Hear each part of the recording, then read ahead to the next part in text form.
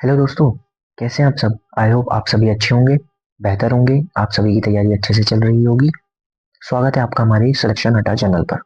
दोस्तों, जब यह क्लियर हो गया कि सिलेक्शन अड्डा पर हिस्ट्री किस उद्देश्य से पढ़ाई जाएगी, तो अब सबसे पहले जरूरी सवाल आता है, आखिर इतिहास होता क्या है?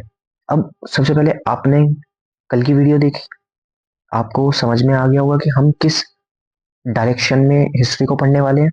ठीक है, आज हम इसका अर्थ समझेंगे कि हिस्ट्री का अर्थ क्या है।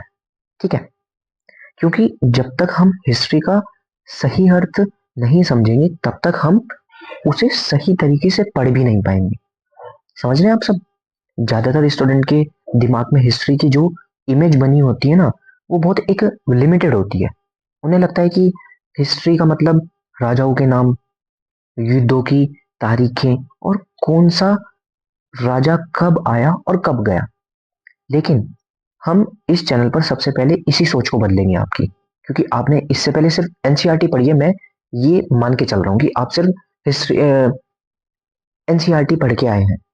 ठीक है, मैं उस वे में पढ़ा रहा हूँ आपको। ठीक है, तो ध्यान से समझिए। इतिहास केवल यह नहीं बताता कि क्या हुआ, बल्कि यह बताता है ऐसा क्यों हुआ और उसका असर समाज पर क्या पड़ा। देखो, यही डिफरेंस है आपकी school level history and UPSC level history में। यूपीएससी लेवल हिस्ट्री को हम एक स्टोरी की तरह नहीं, बल्कि एक प्रोसेस की तरह देखते हैं कि कैसे प्रोसेस हुआ। प्रोसेस का मतलब धीरे धीरे होने वाला बदलाव। इतिहास असल में समाज के क्रमिक विकास का अध्ययन है। इसका मेन अर्थ यह है कि समाज के क्रमिक विकास का अध्ययन। ठीक है, अब आप सोच रहे होंगे कि सर आपने इतना सारा लिखा हुआ है, आप इसमें से तो पढ़ा नहीं रहे हो। देखिए, ये आपके नोट्स के लिए मैंने तैयार किया हुआ है। ठीक है, बट मैं आपको सिर्फ समझाने की कोशिश कर रहा हूँ कि हिस्ट्री क्या है। आप यहाँ से पढ़ के भी 2 मिनट में समझ सकते हैं। देखिए कि इतिहास का अर्थ है निश्चित रूप से ऐसा ही हुआ हो। अब मैं आपको ये तो एक्सप्लेन करूंगा ना, ये मेरा काम है। ठीक है, आप समझ रहे हैं?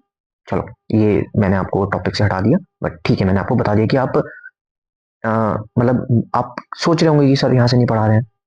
ठीक है, चलिए। तो हम कहा थे कि समाज के क्रमिक विकास का अध्ययन है हिस्ट्री का मतलब। यानी कि कोई भी समाज एक दिन में नहीं बनता, ना एक ही दिन में बदलता है। उसके पीछे हजारों सैकड़ों साल की सामाजिक, आर्थिक, सांस्कृतिक और राजनीतिक प्रक्रियाएं काम करती है। देखो, जब हम कहते हैं ना कि किसी राजा या नहीं सॉरी किसी साम्राज्य का पतन हो गया, तो वो सिर्फ एक युद्ध हारने की कहानी नहीं होती। उसके पीछे कमजोर प्रशासन, बिगड़ती अर्थव्यवस्था, सामाजिक असंतोष और बदलती परिस्थितियां काम कर रही होती हैं। इसीलिए यहाँ पर केवल पॉलिटिकल इवेंट तक सीमित नहीं रखा जाएगा आपको कि डेट बता दिया आपको कि पूरा पाषाण का 20 लाख से 12,000 ईसा पूर्व तक है, इस टाइप का नहीं कुछ भी बताएंगे। बताएंगे, बट सिर्फ ये नहीं बताएंगे। हम हर टॉपिक को 3 एंगल से देखेंगे कि फर्स्ट ऑफ ऑल हमारा समाज, फिर उसका अर्थव्यवस्था, फिर उसकी संस्कृति। क्योंकि इतिहास तभी पूरा होता है जब हम यह समझेंगे कि आम आदमी का जीवन उस समय कैसा था। ठीक है, देखो एग्जाम्पल के लिए, अगर हम किसी प्राचीन राज्य को पढ़ते हैं तो हम यह भी देखेंगे कि लोग क्या खाते थे, कैसे कमाते थे, उनकी मान्यता क्या थी, कौन से भगवान को वो मानते थे, और सत्ता का आम जनता पर क्या प्रभाव था। है ना? यही अप्रोच आपको यूपीएससी मेंस में अलग आंसर लिखने में मदद करता है। समझ रहे हैं आप? इसीलिए इस सीरीज में हम बार बार क्यों और कैसे पर ध्यान देंगे। ओके, अगर कभी मैंने ना भी बताया हो ना, तो आप कमेंट करके मेरे से जरूर पूछना, तो नेक्स्ट डे हम उस पर डिस्कस जरूर करेंगे। ठीक है, और फिर देखो, हम इस पे थे कि क्यों और कैसे जैसे सवाल पूछेंगे हम। क्यों कोई सभ्यता उभरी, कैसे उसका विस्तार हुआ, किन कारणों से उसका पतन हुआ।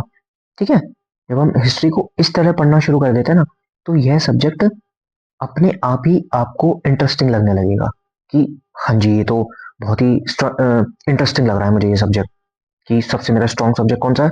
हिस्ट्री। अब आप मेरे से पूछेंगे सर आपका कौन सा सबसे ज्यादा स्ट्रॉन्ग सब्जेक्ट है? मेरा हिस्ट्री, क्योंकि मैंने उसको एक स्ट्रक्चर वे में पढ़ा है। सेकंड मैं कहूँगा कि मेरा पॉलिटी भी अच्छा है।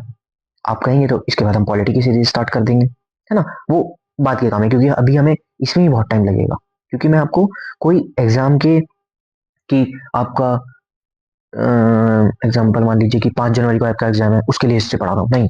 मैं आपकी आगे तक की हिस्ट्री की आपने एक बार पढ़ी और फिर आपको वो पढ़ने की जरूरत ही ना पड़े, समझ रहे, उस हिसाब से हम चलेंगे।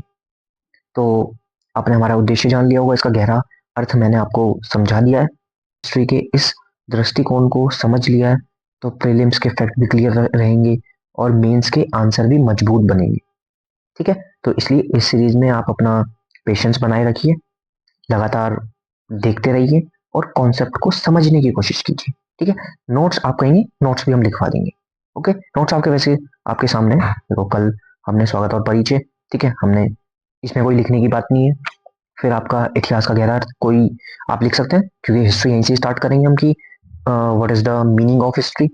ठीक है, तो आप अपनी अगर आप नोट्स बना रहे हैं तो उसमें फर्स्ट क्वेश्चन यही लिखना कि इतिहास क्या है।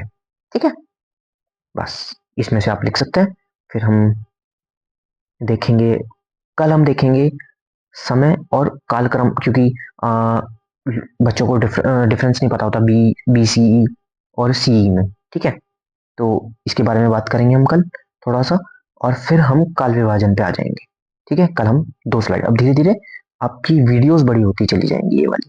ठीक है, अभी मैंने आपको शुरू के 1 2 दिन 2 3 दिन एक बेस बनाना पड़ता है आपके साथ, वो मैं बना रहा हूँ। ठीक है, फिर हम 2 2 3 3 स्लाइड डेली पढ़ेंगे। ठीक है, बाकी आपको ये आज की वीडियो पसंद आई होगी तो कमेंट करके बताना कि कैसी लगी, मुझे कुछ चेंजेस करना हो बोलने में, क्योंकि मेरे लिए भी ये नया ही है कि मैं भी कुछ टाइम से आपने देखा होगा यूट्यूब पे भी कुछ ही टाइम से वीडियो बना रहे हैं हम, तो इतना कनेक्ट कर पाना थोड़ा मेरे लिए मुश्किल है, बट ठीक है, आप मुझे जैसा कहेंगे कि सर ऐसे पढ़ाना है, ऐसे पढ़ा देंगे। ओके, बाकी like comment share subscribe, thank you.